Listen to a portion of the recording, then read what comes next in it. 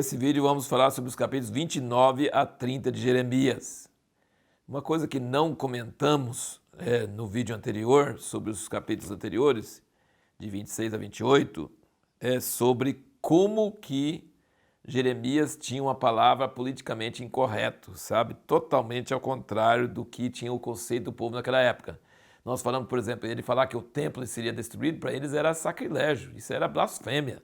No capítulo 27, versículo 5, olha o que ele fala. Sou eu que com meu grande poder, meu braço estendido, fiz a terra com os homens e os animais que estão sobre a face da terra e a dou a quem me apraz. Até aí tudo bem. Deus criou tudo e ele dá para quem lhe apraz, né? E agora eu entreguei todas essas terras na mão de Nabucodonosor, rei de Babilônia, meu servo. E ainda até os animais do campo lhe dei para que os sirvam. Pense em algum governante hoje, atual, que você acha que faz tanta coisa errada, tanta coisa contra Deus, e Deus chamar ele de meu servo. E um profeta fala assim, eu estou falando com, vamos pegar o presidente da China, né? Meu servo. Já pensou? Só que, porque Nabucodonosor não era flor de cheirar não, tá, gente? Horrível, cara. Horrível. E Deus chama meu servo. Por que Deus chama meu servo? Porque Deus planejou que por uma época, um certo tempo, a Babilônia julgasse as outras nações. Depois Deus iria julgar a Babilônia. Então, por isso que ele chama meu servo. Não é porque a pessoa vai ser salva, né? Tem pessoas que falam, que querem julgar governantes. Deus usa governantes maus. Deus usa governantes que não prestam para nada. Mas ele usa eles e faz eles fazer coisas que ele quer que aconteça. E aí, então, isso é uma mensagem politicamente incorreta. Ele chama de Nabucodonosor de meu servo. Isso já seria o suficiente para nós dizermos, esse cara é um falso profeta. Mas Jeremias era um profeta verdadeiro. E aqui no capítulo 28, versículo 14, ele diz, pois assim diz o Senhor dos Exércitos, Deus de Israel, jugo de ferro pus sobre o pescoço de todas as nações para servirem a Nabucodonosor, rei de Babilônia, e o servirão.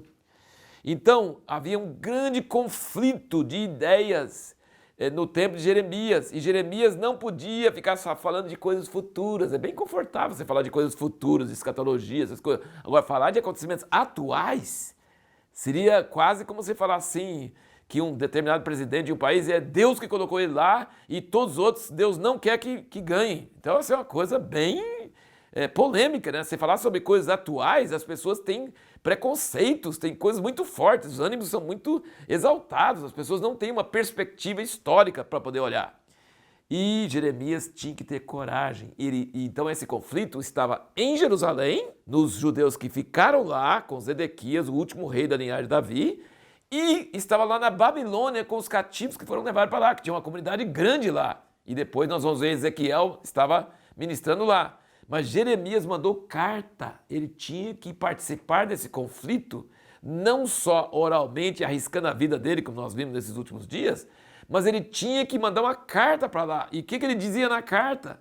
Ele dizia, constrói casa, vai demorar, casa, tenha filhos. E o versículo 7 do 29, procurai a paz da cidade, para a qual vis que fossem levados cativos, e orai por ela ao Senhor, porque na sua paz vós tereis paz.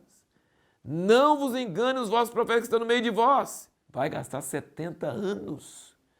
Não fique pensando que vai sair qualquer hora de lá, não. Os seus profetas falsos estão falando que vocês vão voltar logo. Não vai. Veja bem, nossa pergunta no último vídeo, por que não podemos copiar as orientações que Deus deu no passado ou que deu para outras pessoas? Porque Deus tem uma palavra específica para cada hora. Então, nesta hora, ele falou, ora pela paz da Babilônia. Ele chama Nabucodonosor de meu servo. Se isso não é politicamente correto, tá? Isso não é religiosamente aceito. Na época de Jeremias era coisa terrível.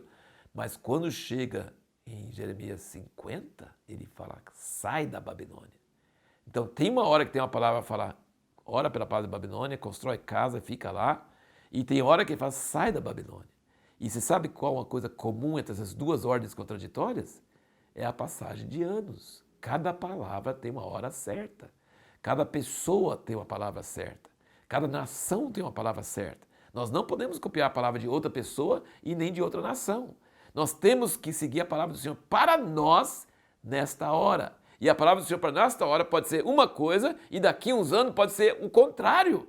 E perceba bem, que na época de Jeremias falar que era para ficar na Babilônia Era heresia para eles. Não podia, eles não aceitavam isso. E depois, quando Zorobabel e Esdras e Neemias saem da Babilônia, quem sai? Quase ninguém. A maioria ficou lá. Entendeu? Então, assim, a palavra de Deus não segue o bom senso, não segue a lógica, não segue aquilo que todo mundo segue. Quando era para sair da Babilônia mesmo, ninguém queria sair, porque já estava estabelecido, já estava próspero e só um restinho saiu com Zorobabel e com Esdras e Neemias. E nesta época, então, eles ficaram escandalizados. E aí alguém de lá da Babilônia mandou uma carta para o sacerdote lá em Jerusalém e falou assim, faz esse Jeremias calar a boca. E ele está mandando carta para nós, falando para a gente ficar aqui. Cala esse cara, você não tem autoridade? Entendeu? Então houve uma guerra de cartas. E aí Jeremias profetiza por cartas contra 2 profetas falsos que tinha lá na Babilônia, no versículo 21 aqui. Um chamava Acabe e o outro chamava Zedequias. Engraçado, é nome de reis de Israel antigos, né? Zedequias é o rei atual e Acabe era um rei antigo. E ele falou, eis que os entregarei na mão de Nabucodonosor, rei de Babilônia, ele os matará diante dos vossos olhos. Porque fizeram insensatez em Israel, cometendo adultério com as mulheres de seus próximos, anunciando falsamente meu nome, palavras que não lhes mandei. Ele falou que Nabucodonosor ia queimar eles no fogo e eles iam virar a palavra de maldição. Olha que coisa terrível. Então Jeremias viveu numa época muito forte, onde ele tinha que impor a palavra de Deus e tinha que contradizer a palavra de falsos profetas que estavam falando coisas erradas no nome do Senhor. E aqui também nós encontramos profecias bem parecidas com as profecias de Isaías, que nós acabamos de ler, bem na mesma linha. Aqui no capítulo 29, versículo 11, ele diz, pois eu bem sei os planos que estou projetando para vós, diz o Senhor, planos de paz e não de mal, para vos dar um futuro e uma esperança.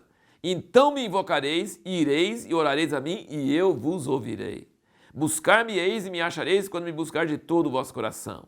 E serei achado de vós, diz o Senhor, e farei voltar os vossos cativos, e congregar-vos-ei de todas as nações, de todos os lugares para onde vos lancei, diz o Senhor, e tornarei a trazer-vos ao lugar de onde vos transportei.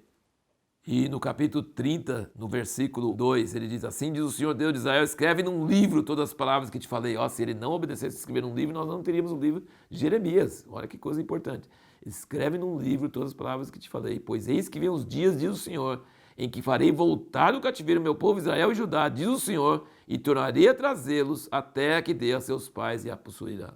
E versículo 10 desse mesmo capítulo 30 diz, não temas, pois tu, servo meu Jacó, diz o Senhor, nem te espantes, ó Israel, pois eis que te livrarei de terras longínquas, e a tua descendência da terra do seu cativeiro, e Jacó voltará, e ficará tranquilo e sossegado, e não haverá quem o atemorize, porque eu sou contigo, diz o Senhor, para te salvar. Então, se você lê esses versículos assim, para alguém, se lê para mim mesmo, se lê esses versículos aqui, e não falar de que capítulo está lendo, e alguém pensa, me fala de qual profeta da Bíblia está, eu li esses, e eu ia falar aqui de Isaías, porque é igualzinho Isaías. Só que Isaías profetizou muitos anos antes, tá?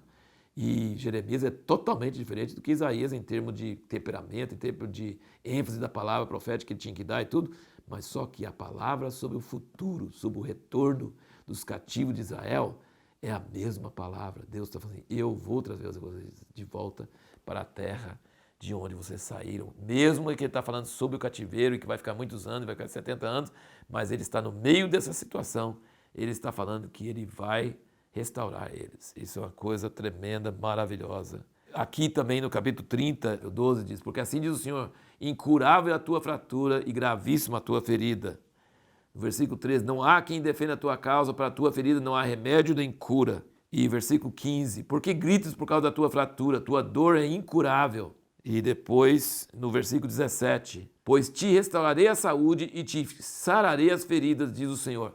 Então, essa ferida é incurável naturalmente falando, mas Deus vai curar, Deus vai restaurar Israel, Deus vai estabelecer um reino de paz sobre a terra, a partir de Israel vai ser uma coisa maravilhosa, e é isso que todos os profetas falam. Glória a Deus por isso, nessa promessa maravilhosa. A pergunta que nós vamos responder no próximo vídeo é, se a Bíblia fosse um hino, qual seria o seu refrão?